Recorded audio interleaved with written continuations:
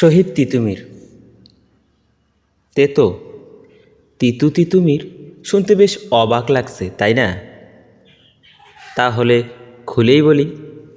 1782 সাল, পশ্চিমবঙ্গের 24 পরগনা জেলা, সে জেলার বসিরহাট মহকুমার একটি গ্রাম চাঁদপুর, মতান্তরে হায়দারপুর। এই গ্রামে বাস করত এক বনিয়াদি মুসলিম পরিবার। সৈয়দ বংশ। এই বংশে জন্ম নেয় এক শিশু। ছোট্ট শিশুটি ছিল যেমন দেখতে সুন্দর, তেমনি বলিষ্ঠ তার গড়ন। শিশুটি ছিল খুব জেদি। শিশুকালে তার একবার কঠিন অসুখ হলো। রোগ সারানোর জন্য তাকে দেওয়া হলো ভীষণ তেতো ঔষধ। এমন তেতো ঔষধ শিশু তো দূরের কথা, বুড়োরাও মুখে নেবে না। অথচ এই ছোট্ট শিশু বেশ খুশিতেই খেলো সে ওষুধ। প্রায় 10-12 দিন এই তেতো ওষুধ খেলো সে। বাড়ির লোকজন সবাই অবাক, এ কেমন শিশু, তেতো খেতে তার আনন্দ। এজন্য ওর ডাক নাম রাখা হলো তেতো। তেতো থেকে তিতু, আর তার সাথে মীর লাগিয়ে হলো তিতুমির। প্রকৃত নাম হচ্ছে সৈয়দ মীর নিসার আলী। তিতুমিরের যখন জন্ম, তখন আমাদের বাংলাদেশ সহ পুরো ভারতবর্ষ ছিল পরাধীন। চলছে ব্রিটিশ রাজত্ব, ইংরেজরা চালাতো অত্যাচার। অন্যদিকে ছিল বেশি জমিদারদের জুলুম।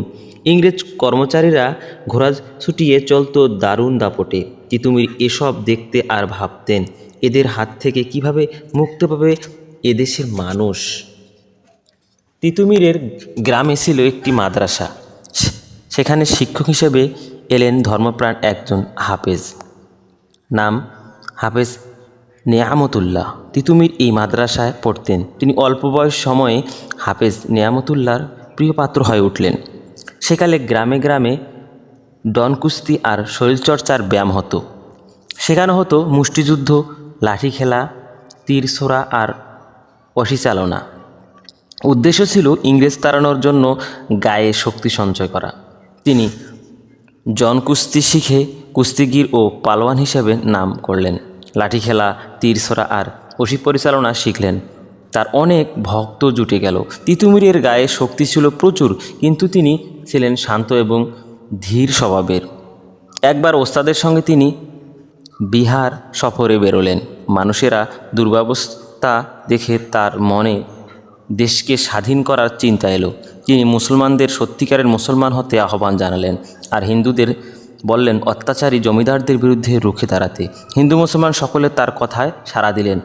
1822 সাল, তিতুমিরের বয়স যখন 40, তখন হজ পালন করতে গেলেন মক্কায়। সেখানে পরিচয় হলো ব্রিটিশ বিরোধী আন্দোলনের অন্যতম ব্যক্তিত্ব হজরত শাহ সৈয়দ আহমদ বেরলভীর সঙ্গে। তিনি ছিলেন সংগ্রামী পুরুষ এবং ধর্মপ্রাণ। তিতুমির তার শিষ্য হলেন। দেশে ফিরে তিনি স্বাধীনতার ডাক দিলেন ইংরেজদের বিরুদ্ধে লড়তে, নীলকরদের রুখতে আর নিজেদের সংগঠিত হতে। কিন্তু প্রথম বাধা পেলেন জমিদারের কাছ থেকে। তার উপর অত্যাচার শুরু হলো। নিজ গ্রাম ছেড়ে তিনি গেলেন বারাসাতের নারকেলবাড়িয়ায় লোকজন তাকে সাদরে গ্রহণ করলো। হাজার হাজার সাধারণ মানুষকে সঙ্গে নিয়ে তিনি তৈরি করলেন এক দুর্ভেদ্য বাঁশের দুর্গ। এটাই নারকেলবাড়িয়ার বাঁশের কেল্লা। তার এ কেল্লায় সৈন্য সংখ্যা দাঁড়ালো 4000 থেকে 5000। 24 পরগনা, নদিয়া আর ফরিদপুর জেলার তখন তার দখলে। ইংরেজদের কোনো কর্তৃত্ব রইল না এসব অঞ্চলে। এই দুর্গে তিনি তার শিষ্যদের লড়াইয়ে শিক্ষা দিতে লাগলেন।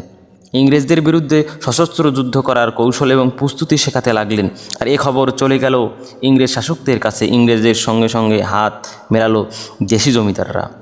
1830 সালে ম্যাজিস্ট্রেট আলেকজান্ডারকে পাঠানো হয় তিতুমিরের দমন করার জন্য, কিন্তু আলেকজান্ডার তার সিপাহী বাহিনী নিয়ে পরাস্ত হন তিতুমিরের হাতে। এরপর তিতুমির কয়েকটি নীলকুঠি দখল করে নেন। 1831 সালে 19শে নভেম্বর লর্ড উইলিয়াম বেন্টিং তখন ভারতবর্ষে গভর্নর জেনারেল।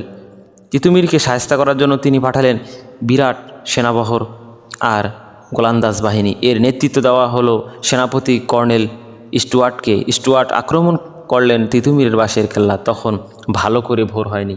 আফসা আলো স্টুয়ার্টের ছিল হাজার হাজার প্রশিক্ষিত সৈন্য আর অজস্র গোলাবারুদ। তিতুমিরও ছিল মাত্র 4-5 হাজার সৈন্য। জনপ্রিয়তা স্বাধীন সেই প্রিয় সৈনিক। তার না ছিল কামান, না ছিল গোলাবারুদ, বন্দুক, তবে তাদের মনে ছিল পরাধীন দেশকে স্বাধীন করবার অমিয় তেজ। প্রচণ্ড যুদ্ধ হলো। তিতুমির আর তার বীর সৈনিকরা প্রাণপণ যুদ্ধ করলেন, কিন্তু কিছুক্ষণের মধ্যে ইংরেজ বাহিনীদের গোলার আঘাতে ছারখার হয়ে গেল নারকেলবাড়ি আর বাঁশের কেল্লা। শহীদ হলেন বীর তিতুমির, শহীদ হলেন অসংখ্য মুক্তিকামী বীর সৈনিক। তিতুমিরের 250 জন সৈন্যকে ইংরেজরা বন্দী করল। কারো কারো কারাদণ্ড, কারো ফাঁসি, এভাবেই শেষ হলো যুদ্ধ। কিন্তু এ যুদ্ধের বীর নায়ক তিতুমির অমর হয়ে রইলেন এই দেশের মানুষের মনে। আজ থেকে প্রায় 250 বছর আগে তিনি পরাধীন ভারতবর্ষের স্বাধীনতার জন্য যুদ্ধ করেছিলেন ইংরেজদের বিরুদ্ধে। ইংরেজদের বিরুদ্ধে স্বাধীনতার যুদ্ধে বীর তিতুমিরই হলেন বাংলার প্রথম শহীদ।